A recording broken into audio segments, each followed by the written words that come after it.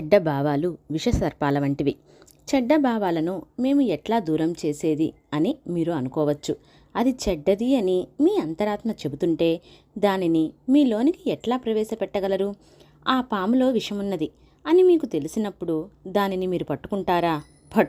పట్టుకోరు. ఒకవేళ దానిని పట్టుకున్నప్పటికీ స్వామి దీనినెట్లా వదిలేది అని అనడంలో అర్థం లేదు. అందులో విషమున్నదని తెలిసిన తక్షణమే దాన్ని వదిలిపెడతారు. కానీ అందులో విషమున్నదని మీకు తెలియకపోవడం చేత దానిని మీరు వదిలిపెట్టలేకపోతున్నారు. కనుక మీరు మొట్టమొదట చెడ్డ భావాలు విషసర్పముల వంటివనే సత్యాన్ని గుర్తించాలి. అప్పుడు మీరు వాటిని దూరంగా ఉంచగలుగుతారు. మీలో సత్సంకల్పాలు అభివృద్ధి అవుతాయి. దీని నిమిత్తమై మీరు నిరంతరం దైవనామాన్ని స్మరిస్తూ ఉండాలి.